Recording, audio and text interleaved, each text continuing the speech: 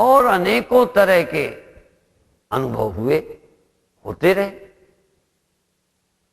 पर एक अनुभव को तो हमने कहा हमें भगवान दिखे, और जब रोशनी दिखी तब हमने नहीं कहा कि भगवान दिखे, तब हमने कहा रोशनी तो होती है पर भगवान नहीं दिखे। पर राम भगवान दिखे तब हमने माना आज भगवान के दर्शन हो गए। क्यों? हमारे गुरुओं ने हमें राम के रूप में भगवान से परिचय कराया, और बाद में जो हमें गुरु मिले वो और खतरनाक मिले। बाद में जो गुरु मिले वो कहने लगे अभी तुम भगवान जानते नहीं, भगवान तो पैदा ही नहीं होते, भगवान के तो देह ही नहीं है, भगवान के तो इंद्रिय ही नहीं है, वो तो इंद्रियातीत हैं, वो बिना इंद्रियों के हैं। जहां इंद्रियां नहीं होती तहां उनका अस्तित्व है। इंद्रियों का विषय तो परमात्मा नहीं है। उपासना के लिए, भक्तों के लिए एक साधन भूत तो हैं दिखने वाले, जिससे दुनिया हमने देखी भगवान को भी देखे। हमने पुरुष स्त्री छुए, भगवान छुए ही नहीं, तो कम से कम भगवान छुए, भगवान के दर्शन करें, भगवान के चरण छुएं।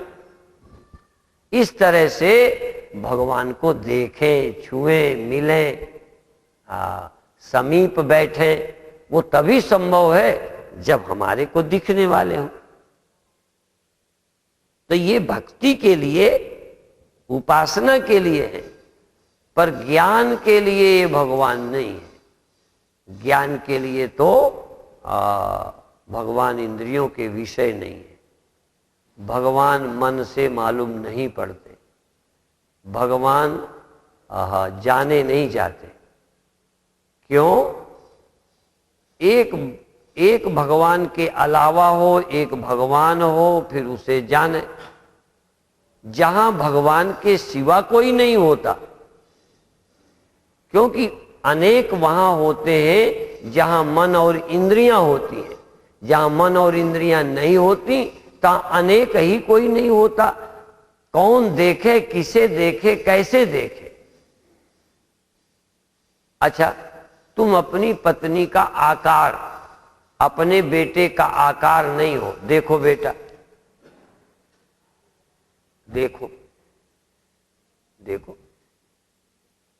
कैसे देख लोगे? जब भी देखोगे कोई आकार होगा, कोई देखोगे तो उसका रूप होगा, रंग होगा, पीला नीला बैंगनी होगा। जो भी देखोगे, जो भी जानोगे, सुगंध होगी। कैसी सुगंध होगी? चलो आकार नहीं है पर उसमें गुण है, सुगंध है, स्वाद है, खट्टा है, मीठा है।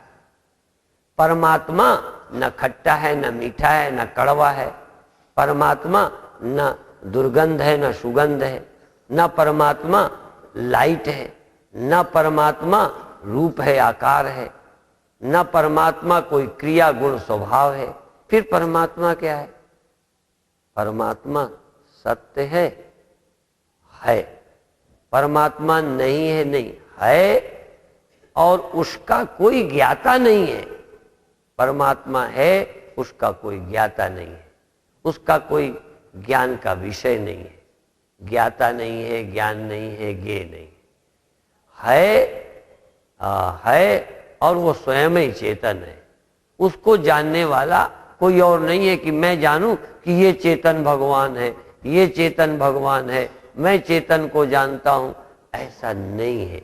वो जाना हुआ चेतन नहीं है, वो जाना हुआ इंद्रियों का, मन का या चेतन का भी विषय नहीं है।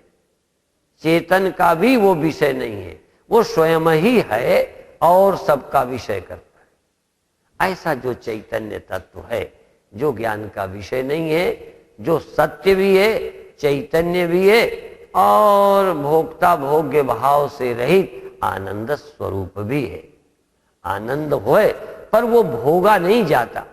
भोगने को दो चाहिए, भोगने को ऑब्जेक्ट चाहिए, भोगने को विचार चाहिए, भोगने को ख्याल चाहिए। चाहे जागृत में भोगे, चाहे स्वप्न में, कुछ होवेगा तो भोगोगे। सुख भोगोगे, दुख भोगोगे, लाभ और हानि भोगोगे, घाटा और नफा होएगा, मिलोगे, जुलोगे, बिछुड़ोगे। ये सब तभी संभव है जब कोई और हो। इसीलिए उपनिषद ये भी कहते हैं, ईसदप्यंतरम कृत्वा रौरवम नरकम व्रजेत मृत्यो समृत्युमाप्नोति इहि नानेव पश्यति। उस परमात्मा को जानने के लिए यहां आए हो। तो आज आपसे आखिरी बात कहें, आज तक जो जानने की आदत पड़ी है कि जिसको हम जानेंगे, जिसको हम देखेंगे, जिसको हम छुएंगे, जिसको हम सूंघेंगे, जिसको हम महसूस करेंगे कि अब मन यहां अब वहां, जो जो भी हम जानेंगे वो सब माया मात्र है। माया मात्रम इदम द्वैतम, माया मात्रम इदम द्वैतम, अद्वैतम परमार्थता, परमार्थता अद्वैत है। अब इस वेदांत के साथ यहां तक पहुंचेंगे कैसे? क्योंकि ये हर बार सुनते हो, ये स्पष्ट कैसे होगा? तो हम पहुंचेंगे कैसे और हमें चाहिए क्या? ये आज ये भी क्लियर करो। यदि आपको आनंद आए, भगवान मिले या न मिले, आपको ध्यान में आनंद आए, रोशनी दिख जाए, कुंडलनी जग जाए, आनंद आ जाए, ये आप चाहते हो कि परमात्मा हमें मिल जाए या परमात्मा हमारे को ठीक ठीक रियलाइज कर ले? किस लिए यहां आए हो? घर से दुखी सिर्फ शांति के लिए आए हो? यह सत्य की जिज्ञासा है। सत्य की जिज्ञासा और शांति अलग बात है। घर से परेशान हो तो थोड़ा उस परेशानी से बचने का उपाय मिल जाए कि और ज्यादा ब्रह्म ब्रह्म भी मिले, ये आप अपने से पूछ लो। आज की सभा में ये पूछना, दूसरी सभा में ध्यान कराएंगे। इस सभा में अपने से पूछना कि आप किस लिए आए हो। ध्यान नहीं लगता, ध्यान लग जाए फिर भगवान की जरूरत तो नहीं। और ध्यान लगने का क्या, उजेले में लग जाए, शब्द में लग जाए, चक्र में मन ठहर जाए, मन एकाग्र हो जाए, बस इतना ही चाहिए कि भ्रम भी मिटाना है। देख लो फिर, आप मुकरना नहीं, जो चाहोगे सो मिलेगा, पर चाहो सच्चे मन से, जो चाहोगे मिलेगा। देखो संत तीर्थ गए थे एक फल, तीर्थ गए थे एक फल, संत मिले फल चार। संत मिलने में चार मिल जाते हैं, धर्म अर्थ काम मोक्ष, संत ही मिले थे। तीर्थ मिले थे एक फल, पाप कटते हैं। संत मिले फल चार, धर्म अर्थ काम मोक्ष। और सतगुरु मिले, कोई फल बचता ही नहीं, अनेक फल, और भी कह दो अनंत फल। कहे कबीर विचार, कबीर साहब ने कहा संत के मिलने से चार फल मिल जाते हैं और सतगुरु के मिलने से कुछ मिलना बाकी ही नहीं रहता। कुछ लगता ही नहीं कि मिलना बाकी रह गया। अनेक फल, जो कभी जन्मों जन्मों में भी अधूरापन था, जो कभी, वो सब मिट जाते हैं, सब मिल जाता है।